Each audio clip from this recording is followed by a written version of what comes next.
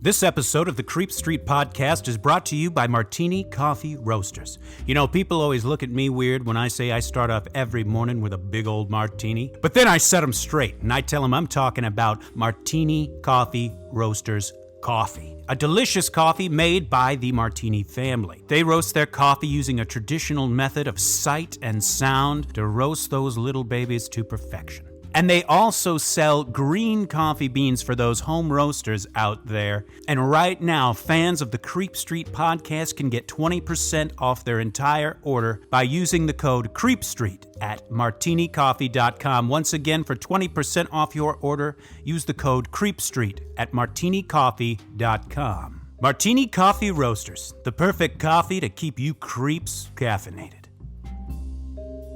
You've taken a wrong turn down Creep Street.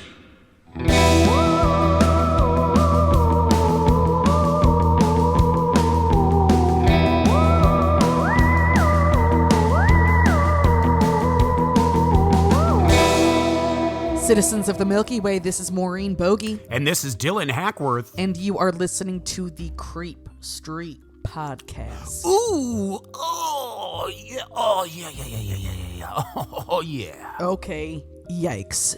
Whoa, here we go. Thank you all so much for joining us here today. We are grateful to have you along for this journey we're going on here today. Absolutely, and a journey it shall be. I mean, yeah, I got a feeling.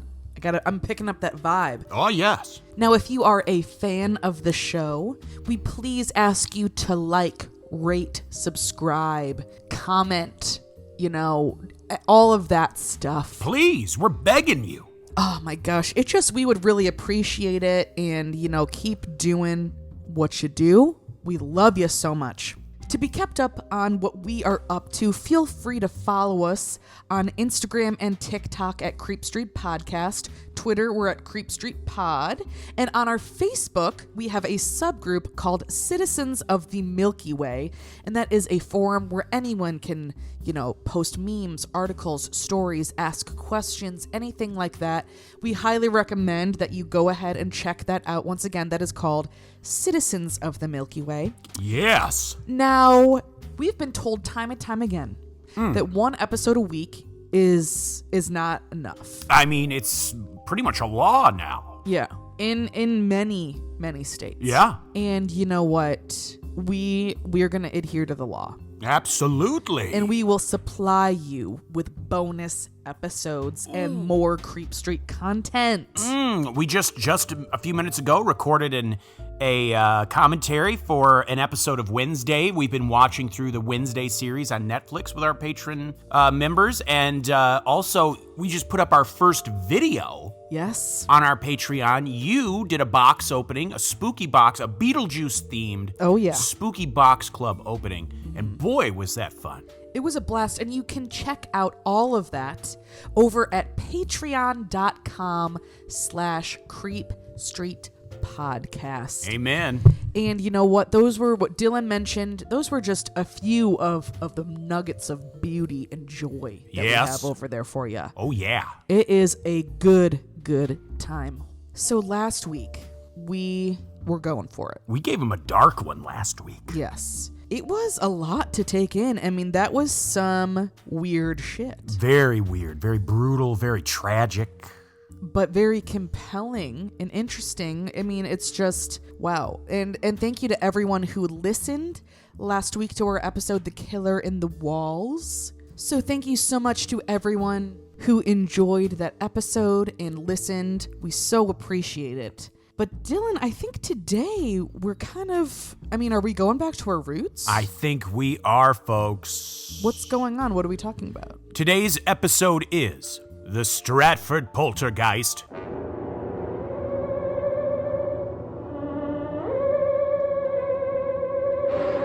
And let me give you my source for today, a book called Passing Strange, True Tales of New England Hauntings and Horror by Joseph Citro. And you might recognize that source because I used it as one of my sources for The Night of the Black Flash. Yes. Well, I found some other great nuggets in there, and I just had to tell this dang story. All right. We love that.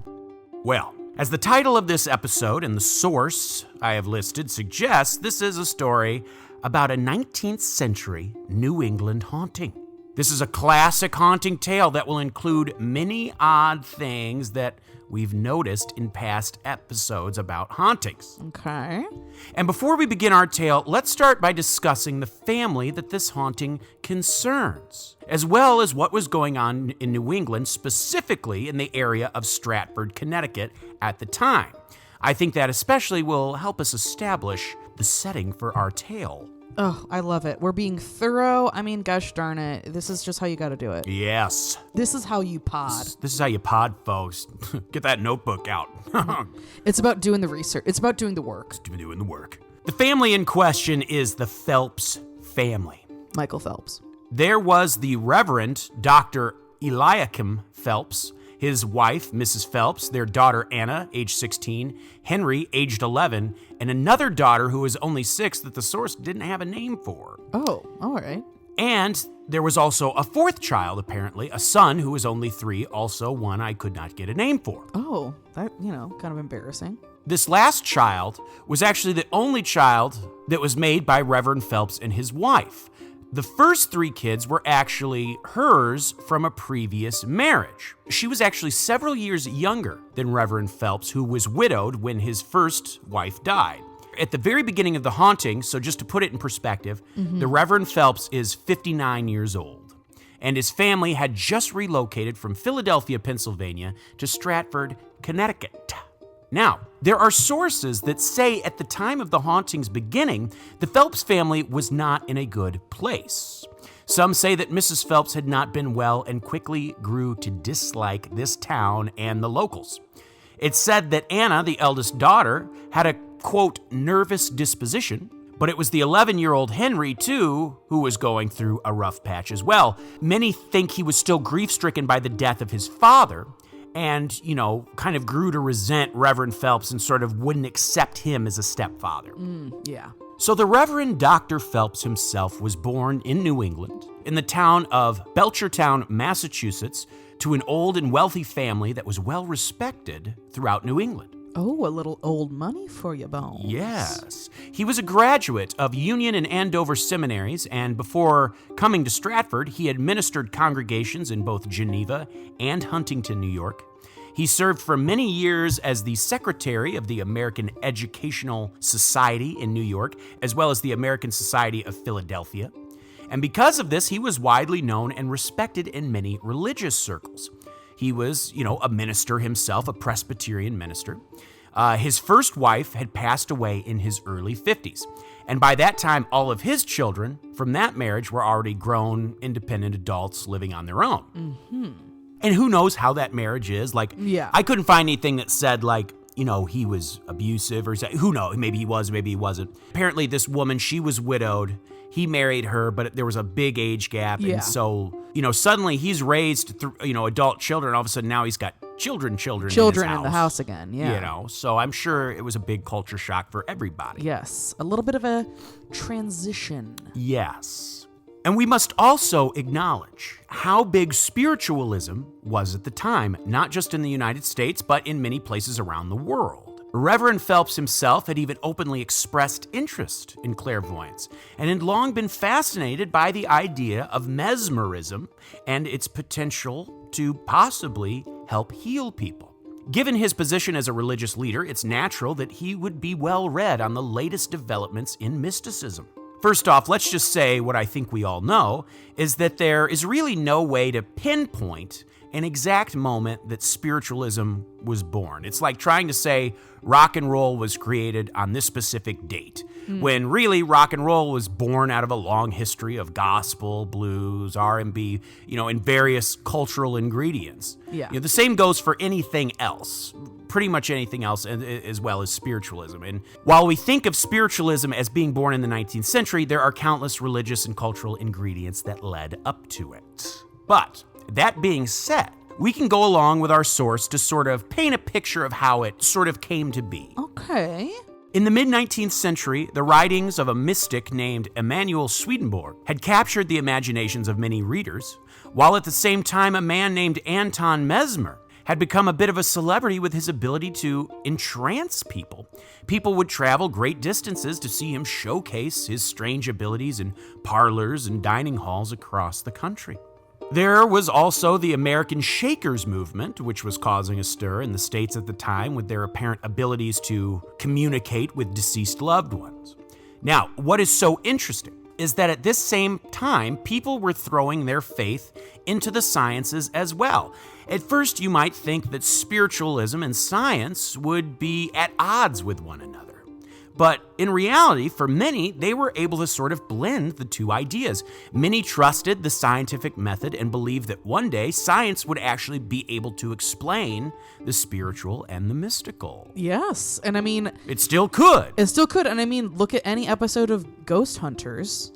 Or just look at things we now are everyday things that people used to think were fucking witchcraft, too. Of course. You know what I mean? Like, That, absolutely. But I'm just saying, like, we still do that now with, like, episodes of, like, ghost hunting shows. Oh, I see where what it's you like mean. we use technology to try to figure out exactly what is going on in the environment. Yes. Absolutely. Many sources claim that the birth of this new way of thinking came to a head in 1848 in Hydesville, New York, which was about 30 miles east of Rochester. Hydesville at this time was a tiny place with a population of only about 40 people. It was pretty much just a scattering of a few farmhouses. One of these small homesteads belonged to the Fox family, John D. Fox and his wife Margaret, and their daughters, Margaretta, age 15, and Catherine, age 12. My source describes this as they were kind and honest, humble folks. Now, I'm not going to go deep into what happened with the young Fox daughters because they are going to be an episode all their own. Keep in mind, our story today takes place in Stratford, Connecticut. The Fox family lived in Haydensville, New York, and while these stories are pretty much unrelated, the crazy incidents that happened with the Fox sisters, all being less than a week before the Phelps family moved into their new home in Connecticut, I just wanted to sort of mention it as I think it helps give you an idea of what was in the zeitgeist at the time. And the famous Fox sisters is like a huge story that we'll cover. Yeah. It's huge. Many books have been written about them. It's a very fascinating story. And a lot of this stuff we touched on a little bit as well in our Ouija episode. Yes, absolutely. So yeah, we'll have to go do a whole deep dive into spiritualism, you know. Yes, and the Fox sisters. We'll have to do that. all of that. But we've, you know, it's been sprinkled about throughout Creep Street. Absolutely. Now let's get into this haunting, folks. All right. Baby. Now, Stratford, Connecticut is a small New England town that was settled all the way back in 1639. In its early days, the town made a name for itself as a hub for shipbuilding and oystering. Today, it is well known for the American Shakespeare Theater and its much celebrated Shakespeare Festival. Yes, of course. It is no wonder why at first glance the town of Stratford would have seemed the perfect place to settle down for the Reverend Phelps and his family. And on February 22nd, 1848, the Phelps family bought what seemed like a dream home, a sprawling Greek Revival-style mansion located right there on Elm Street in Stratford. All right. This house was a beauty. Standing 3 stories tall, it was built in 1826 for an old sea captain named George R. Dowell, who was about to retire and make the house the one that he would live out the rest of his years in. And there were design choices made while building this mansion that really kind of made it stand out. For example, the main hallway was 70 feet long and 12 feet wide. Wow. At each end of this massive hallway were twin staircases that led to the second floor landing. It makes sense why the sea captain chose this as a design because it was intended to replicate the design of a clipper ship. Oh, yeah? And just like Captain Dowell, Reverend Phelps thought this would be the perfect house to spend his twilight years. Well, after moving in, the Phelps family enjoyed about 2 years of peace. Oh, no. But it was on the morning of Sunday, March 10th, 1850, that supernatural forces came to prey upon the family. As was usual, the Phelps family attended church that morning as it was Sunday. Their maid happened to be away at this time, so the Reverend Phelps made an extra effort to make sure the huge house was secure. Not only had he locked all the outside doors, but he also locked all the inside doors and the windows to the house as well. And the only keys to the place were in his pocket. They had that thing locked up like Fort Knox. Sounds like it. Good Lord. Well, as you can imagine, the Phelps family were stunned when they returned home from church to find that the front door of the house was standing wide open. Cautiously stepping inside, they were shocked to find that all of the interior doors had been opened as well. But that wasn't all. The house was an absolute mess. Tables, chairs knocked over, china lay smashed to pieces on the floor, books and papers were littered about. Even all the fireplace tools were just scattered about willy-nilly. That's so weird. Very scary. Okay. Of course, the first thing the family is thinking is that they've been hit by a burglar.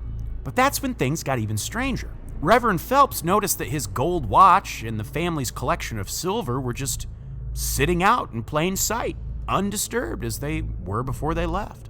What's more is that a single window was open, suggesting that whomever was responsible had heard the family return and perhaps quickly exited out the window. Worried, though, that the intruder may still be with them, the Reverend Phelps, with his family close behind him, quietly and cautiously made their way upstairs to investigate further. Entering one of the upstairs bedrooms, they were greeted by a sight that was almost more chilling than a real-life intruder. On top of one of the beds, someone had spread out a sheet, and on top of that sheet was placed one of Mrs. Phelps's cotton nightgowns. Stockings had even been positioned at the bottom to suggest protruding feet. The arms of the nightgown were folded over its chest, eerily in the way a corpse is prepared for burial. Of course, the family is wondering if this is some sort of, strange threat upon the life of Mrs. Phelps. Nothing made sense. Why had the house been upended, yet nothing taken?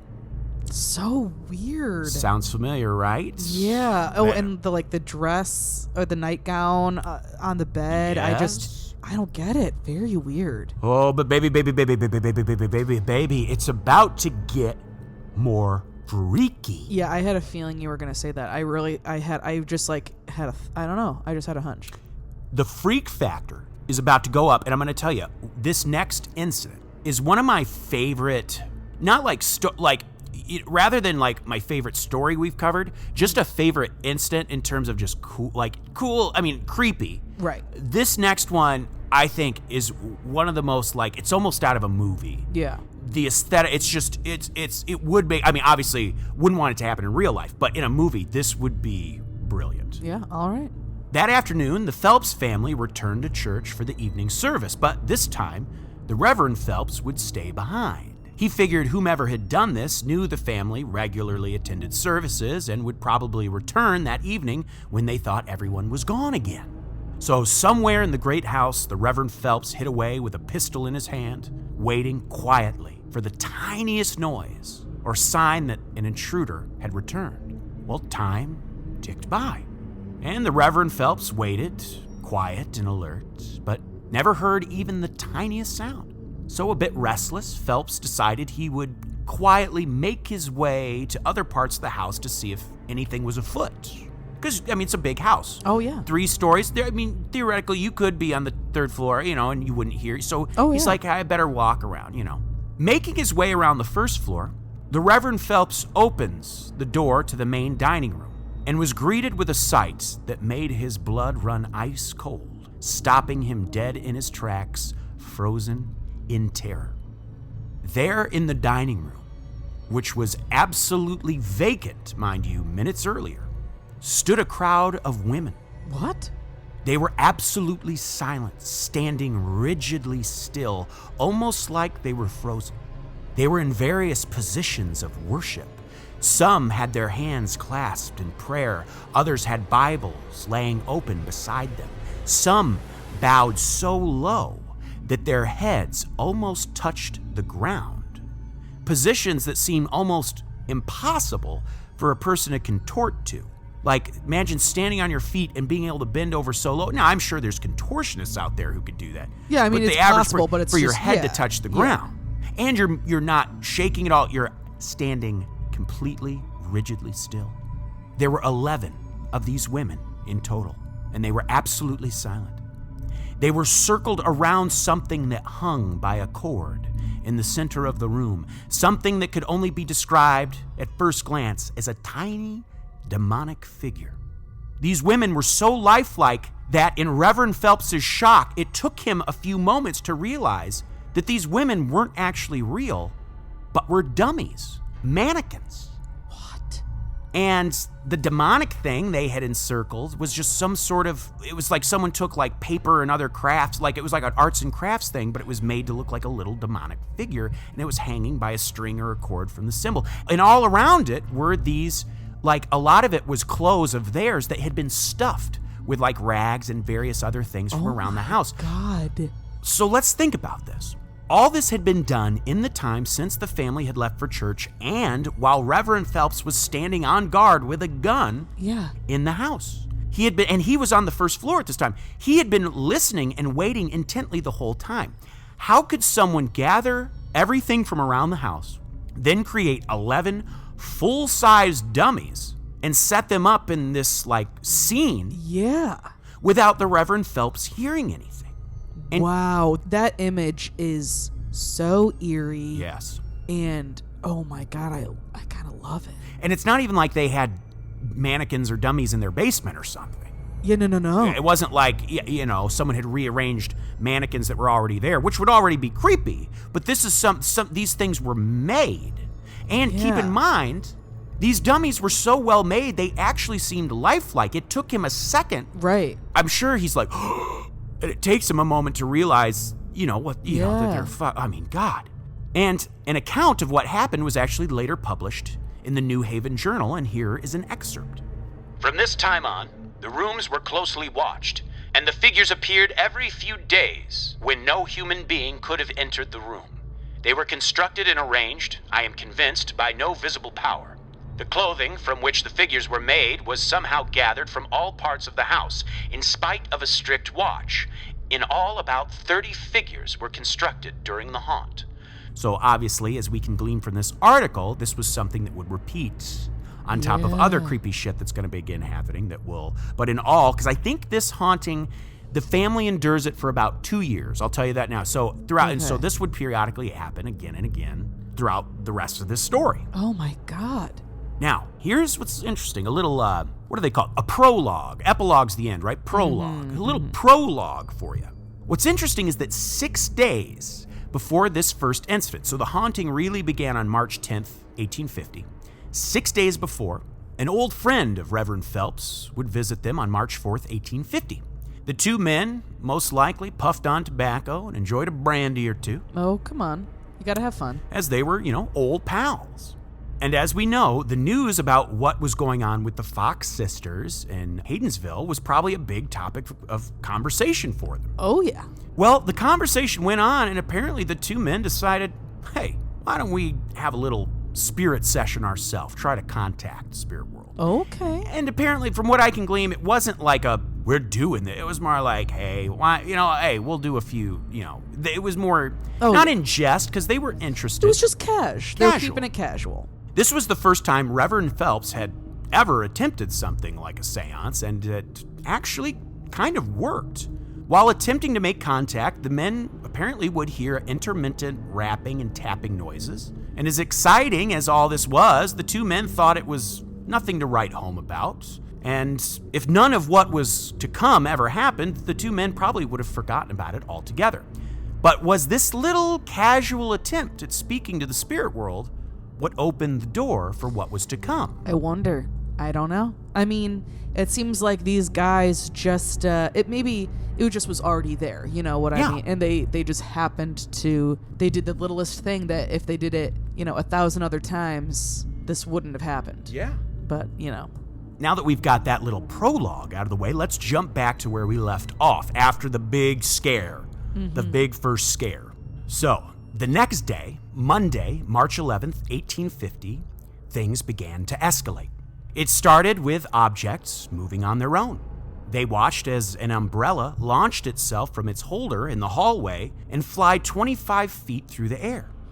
Smaller objects, such as utensils, keys, and nails, would get tossed around and tossed at the family, seemingly from out of nowhere.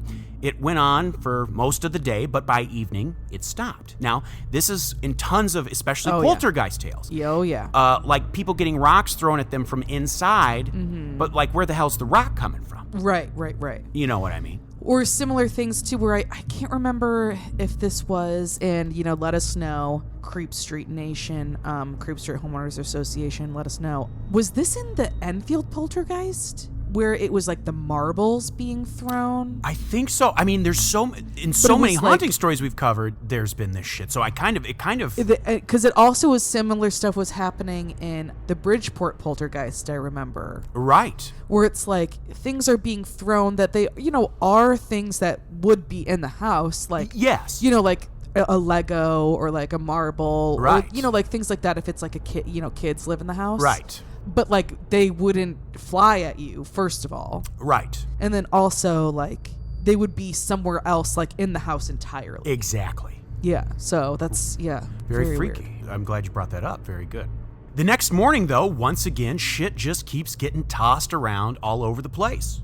The family was obviously freaked out, and Mrs. Phelps implored her husband to bring in some sort of help. I mean, he was a clergyman. Let's call in some backup, baby. Oh, yeah, come on. So Reverend Phelps reached out to a friend of his named Reverend John Mitchell, who was a retired clergyman. I could be wrong, I think this was the guy who visited them before that kind of was like, yeah, well, why don't we try this? Yeah. I think it was the same guy. I could be wrong, but I think it was.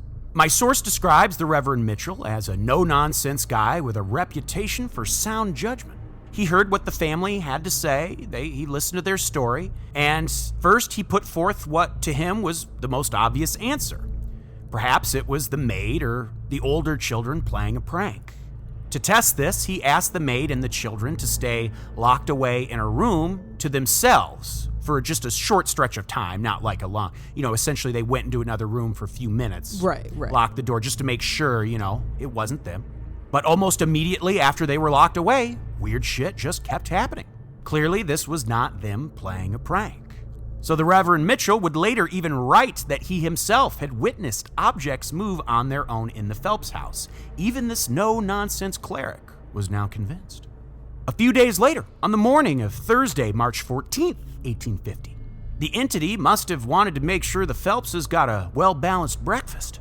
Because as the family sat around the table having breakfast, a large potato suddenly dropped from the ceiling, landing hard in the middle of the dining table, causing nearly everyone to jump out of their skin.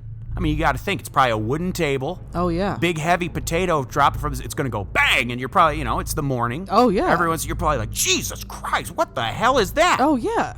And a potato. A potato, for Christ's sakes. Which, keep that in mind, because we're going to find out this entity has a bit of thing for vegetables. Oh, huh. And just vegetation as a whole. We're going to find that out. Okay.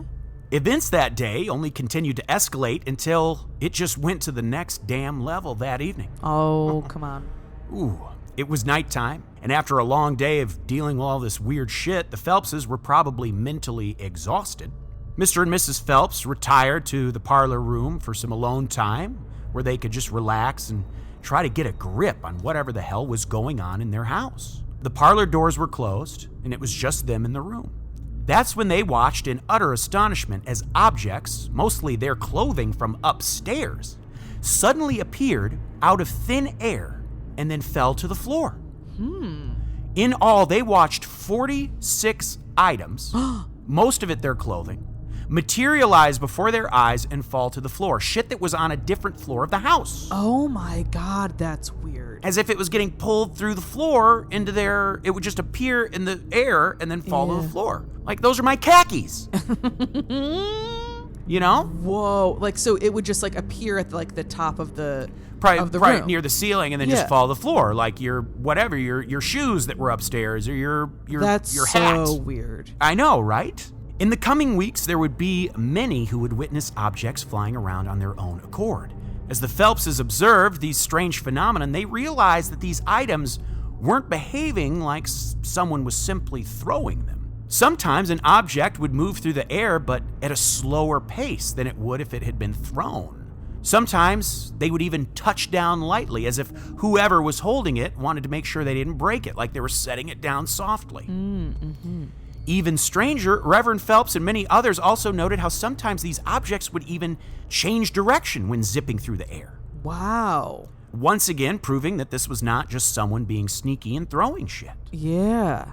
Oh, that is weird. That's such a... Oh, that must have just been so alarming to watch. Oh, I'm sure. Unsettling. And we should also know that the Reverend Phelps was apparently very welcoming to those who were curious about it, whether they were journalists, clergymen, or just, the local neighbor or local farmer who wanted to see something weird. Oh, yeah.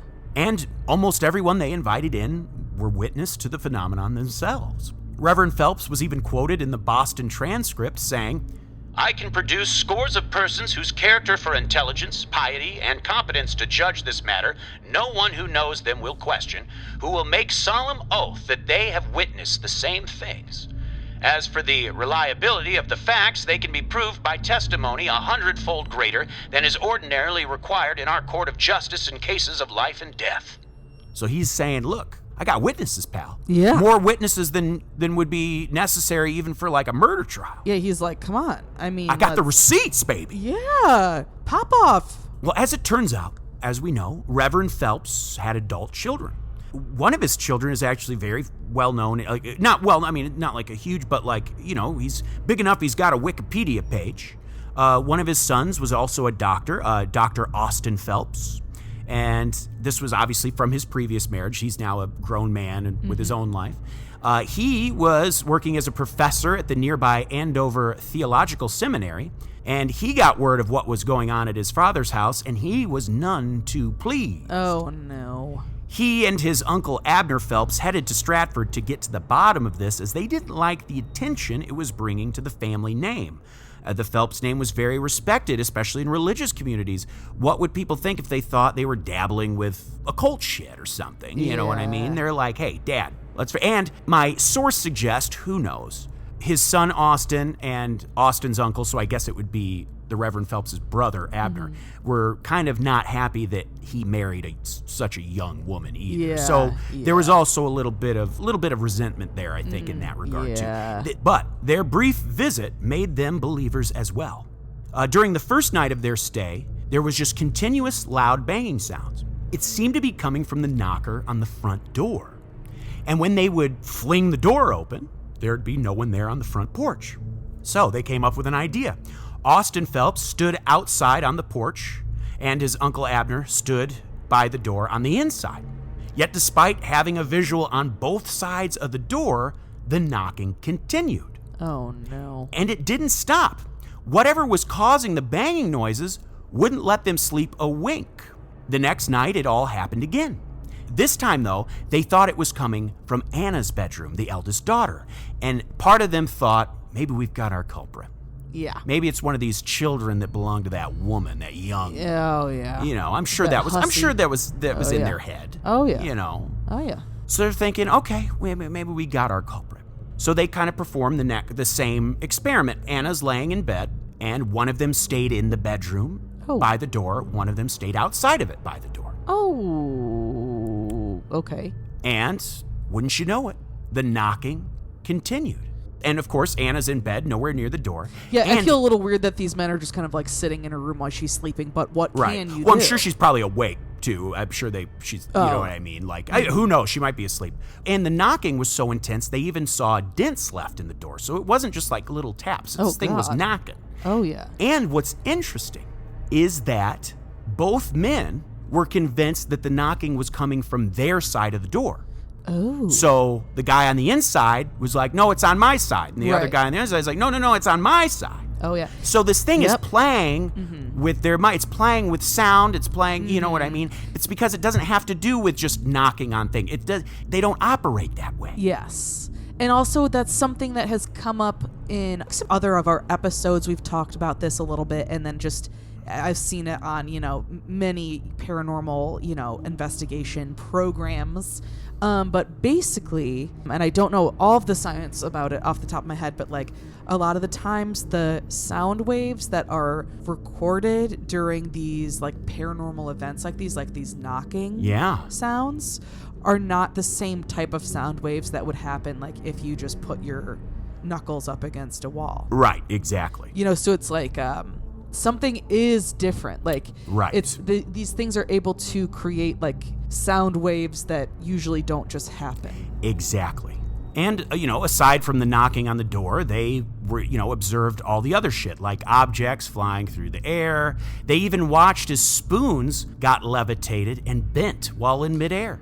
Whoa. Marble top tables would even rear up on two legs like a horse does. Oh my God. Well, a journalist from the Bridgeport Standard named H.B. Taylor wrote about many wild things that people claim to have seen there. He was one of the main journalists that his name will pop up a few more times. Well, he witnessed a lot of the stuff and, would report on all that shit. Like, one thing he saw was a candlestick hopped off of the table and then beat itself on the ground until it broke. Huh. As if someone picked it up and was banging it. He just watched it go to there and then just like beat itself on the floor. Weird. And he apparently watched as the fireplace tools, like the fire poker and stuff, danced around the living room like cartoon characters. Huh. And here's one of the strangest things of all.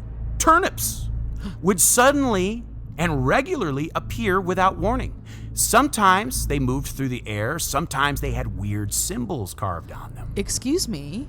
The family often reported what they called, quote, vegetable growth that would suddenly appear on the living room carpet.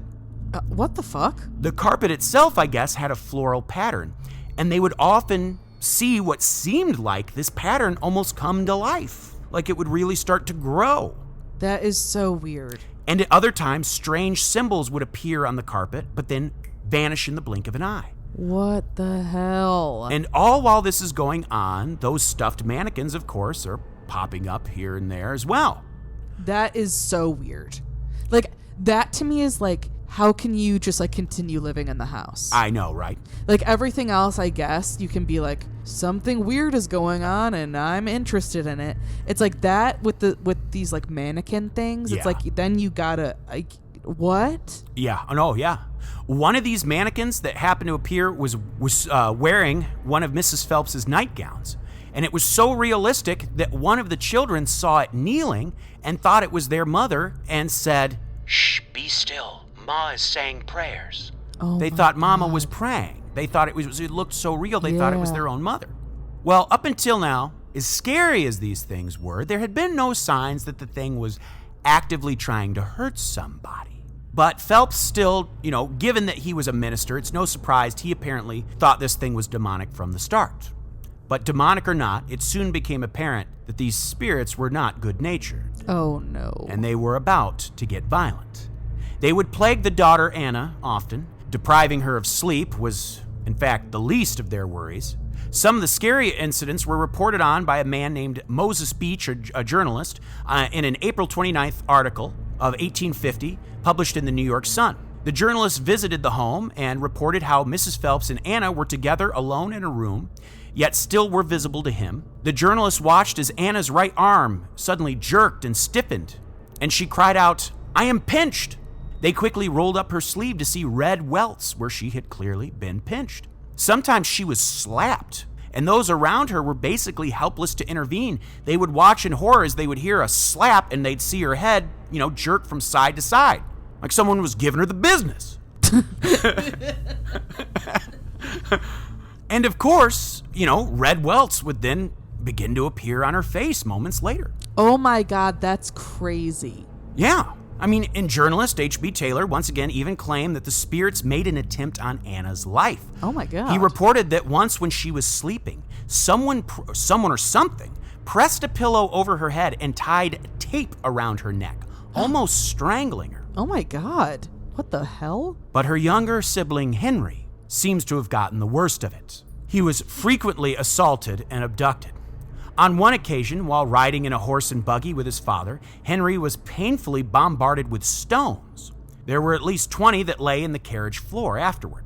Oh my God. Journalist H.B. Taylor even claimed he saw Henry being carried across the room by an unseen force just to suddenly drop him hard to the floor. Yikes. One time, and this is wild, one time they had only turned their back for a second when they turned back around to find Henry gone.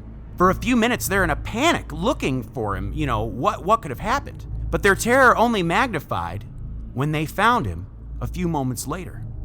They found him outside, tied up, and suspended from a tree. Oh my God. Once they got him down and questioned him, even Henry had no idea how he got there. Once in front of many witnesses, he was picked up from the floor and his head was almost bashed in the ceiling. Oh my God. The attacks were growing more and more violent, and journalists like H.B. Taylor and Moses Beach were often there to see it. One account mentions how several witnesses watched as a matchbox fell to the floor from the mantelpiece, and they watched as this little matchbox slid its way across the floor and underneath the bed where Henry was laying. At that moment, Henry, in bed, cried out saying he was being burned. So Mr. Beach quickly got to the floor and looked under the bed and reached in with his hand, trying to see whatever was under there. He pulled out a piece of paper that was on fire. The entity also seemed intent on not just hurting Henry, but to humiliate him as well. Once he was tossed into a cistern of water. On another occasion, when they were being visited by a clergyman, the legs of Henry's trousers suddenly tore open. And even in a letter written by Horace Day that was later published by Charles W. Eliot in his collection Mysteries or Glimpses of the Supernatural, it reads, "On the occasion of my visit, Mrs. Phelps hurriedly entered the room, reporting her son missing. Later, she led the group to go to the backyard where the boy was found in a hay mound in a seemingly comatose state, from which he recovered in about an hour." How wild is that? On another occasion when Henry vanished, he was later found stuffed into a shelf in a closet with a rope tied around his neck. Oh my God. Now, someone who frequently visited the Phelps home, as we know, we mentioned him earlier, was a man named Reverend John Mitchell. He once again attempted to contact the entity just as he had before with the Reverend Phelps in the days before the first event of the haunting. Keep in mind that Reverend Phelps did not want to participate this time around. He was furious that he had even attempted it the first time and considered it blasphemous. And it might even be the reason for all the shit they were going through now. Reverend Mitchell asked the entity only 4 questions. And from the 4 responses he got, it seemed to indicate that Reverend Phelps' suspicions were correct and that this was indeed a demonic entity. One report told a story of how one time Reverend Phelps was in his study writing, and he had only turned his back for a moment when he turned around to see that a previously blank sheet of paper was now covered in some strange-looking language, and the ink was even still wet. Other members of the family would find strange letters around the house, and they would be signed by names like Sam Slick, Beelzebub, or even H.P. Devil. Oh. Yikes. One letter even gave Reverend Phelps a compliment, saying, "Very nice paper and nice ink for the devil." Oh. Well, enough was enough. And finally, Reverend Phelps agreed to another seance. This time around, the entity wasted no time answering questions. It claimed that it was a soul in hell being punished for the sins it committed in life. Reverend Phelps asked what he could do to help. The spirit asked for a piece of pumpkin pie. Well, thinking he had misunderstood, Phelps asked again, and this time it told him that it would like a fresh glass of gin. Oh. And when Reverend Phelps asked why the entity was making such a ruckus in the house, it simply replied, "For fun." It went on to explain that in life it was a law clerk who had done some financial work for Mr. Phelps. It confessed to committing fraud, which was the reason it was now in hell. Well, this prompted the Reverend Phelps to go to Philadelphia to look through old financial records. And there had indeed been an instance of fraud, but the amount of money in question was hardly enough to even warrant a prosecution. Oh. So the Reverend Phelps came out of this second seance claiming that none of this made sense, and if they were talking to spirits, they were clearly evil ones. Well, one final seance would be held, after which the Phelps family decided they had had enough. Now, they either moved away or at least went to spend the winter back in Philadelphia, but while at his desk one day, the Reverend Phelps saw one of these phantom letters suddenly appear, and it asked to know when the family would be leaving for good and that it wanted an immediate response in writing. So the Reverend Phelps simply wrote October 1st. On October 1st, 1850, Mrs. Phelps and the kids went to stay in Philadelphia while the Reverend Phelps stayed behind a few days to finish up some orders of business. Neither the family in Philadelphia nor the Reverend Phelps in Stratford were bothered again by the entity. Wow. Now, what was going on here? Before leaving to be with his family in Philadelphia, Reverend Phelps sold the house to Moses Beach, one of the journalists that we mentioned and the founder of the New York Sun newspaper. Oh, yes. Beach's son Albert would later convert the home into a school. Then after the turn of the century, it went to a man named James Albert Wales, who then in the 1940s passed it to a woman named Maud Thompson, who turned it into a home for the elderly. There were no other reports of supernatural occurrences until 1947, when the place was purchased by a man named Carl Caserta and his wife, both of whom were nurses. For 20 years, they ran it as the Restore Convalescent Center. People then began to report once again strange noises and whispering and even a cellar door that wouldn't stay closed.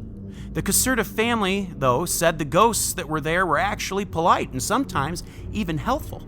They claimed that the ghost even saved the lives of 2 patients there and even saved their own son's life twice. Once when he was a baby and his crib caught fire. Oh my God. And then again years later when he almost fell from the 2nd floor when he was sleepwalking. On both occasions, the Casertas were alerted by the buzzer system that had been installed for patients. You know, when you need a nurse, you buzz. But on these occasions, no one had triggered the alarm. Wow. The Casertas would then sell the place to a company that ran a chain of convalescent homes. But instead of renovating it, they just boarded it up. And over the years, as the place stayed vacant, vandals and thrill seekers would break into the place and cause further damage to the property. Once 2 police officers were called to the place because of a break-in. The moment they entered the house, they were struck by how unnaturally cold it was inside. That's when they heard some strange noises coming up on the 3rd floor. So they raced upstairs thinking that this was the intruder that had been reported. Instead, they came face to face with a dark entity robed in a black cape that they say resembled a nun. The figure dashed out of the room and down the hall with the officers right behind it. It ducked into one of the rooms and they watched as it ran into a closet. But then a moment later, when they opened the closet door, it was empty. The home itself is actually now gone, having burned down in the 1970s. Some believe that the entity was the spirit of a woman named Goody Bassett, who was hanged near there for witchcraft back in 1651. Now, given that she was a victim of religious extremism, that might explain why the entity was attracted to the home of religious people, of a Presbyterian minister. Also, something that doesn't get mentioned a lot is this a poltergeist? We have 2 children about that age, Anna 16, Henry was 11, so they lived there for a couple. I mean, that's right at that age. The kids got the worst beating, which always seems to happen in those cases. Yeah. And it could have been something demonic, something Reverend Phelps brought on himself. Who knows? But also, what's with the vegetables, the turnips and stuff? The vegetables are so weird. The growing out of the carpet is just so bizarre. So bizarre. I mean, so much of this story is fascinating and like you said, in some ways it's so classic.